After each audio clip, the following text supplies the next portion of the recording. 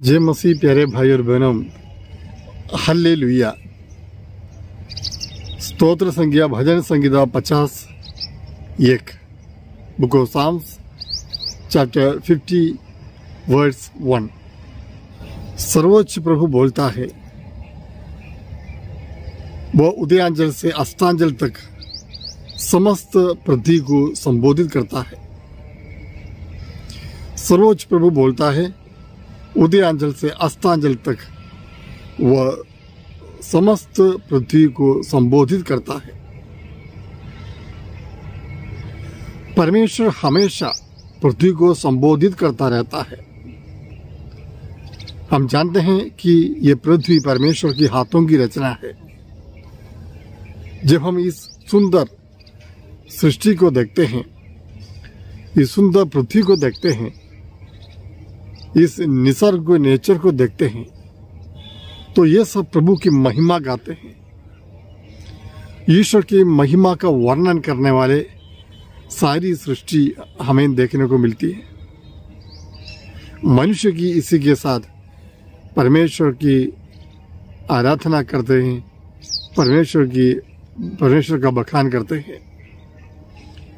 तो प्रभु का वचन में बताया गया, प्रभु पृथ्वी को संबोधित करता रहता है।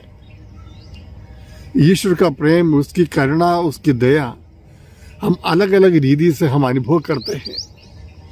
अलग अलग व्यक्तियों के द्वारा आपके जीवन में, दिनचर्या में जिन जिन लोगों से आप मिलते हैं, जुलते हैं, उनके द्वारा, आपके जीवन की छोटी मोटी घटनाओं के द्वारा प्रभु आपसे बोलते रहते हैं। तो हमारे लिए जरूरी है कि हम प्रभु के इस वचन को सुने, प्रभु के इस संदेश को ग्रहण करें। प्रभु एक विशेष अवसर पर, एक विशिष्ट घटना के द्वारा मुझसे क्या बोलना चाहते हैं। या मेरे परिवार में एक समस्या उत्पन्न हुई, या मेरे व्यक्तिगत जीवन में एक पर्सनल प्रॉब्लम हुआ, तकलीफ हुई, उस समय मुझे प्रभु क्या चाहते हैं, इसके पीछे प्रभु का क्या संदेश है, इसको जानने का प्रयास करना है। प्रभु हमेशा मनुष्यों से बातें करता रहता है, पृथ्वी से बोलता रहता है। ये रोशनी, जो श्वास हमारे नाक में है, जल, वायु, सब कुछ परमेश्वर का वरदान है। ये सब कुछ परमेश्वर का बखान करते हैं। तो हम प्रभु से, दुनिया से, पृथ्वी से अलग प्रभु को नहीं कर सकते हैं। जिस तरह नास्तिक लोग कहते हैं, कहाँ प्रभु हैं, पहले पूछते प्रभु ईश्वर कहाँ है, हम उसे दिखा नहीं सकते। लेकिन हम विश्वासियों के लिए ये सवाल जरूरी है, कहाँ प्रभु नहीं है। प्रभु कहाँ नहीं है? सब जगह पर ईश्वर हैं। सभी सारी सृष्टि ईश्वर की महिमा गाते हैं, बखान करते हैं। सब लोग प्रभु का गुणगान गाते हैं। तो ईश्वर का एक सानिध्य हमें हर प्राणी में,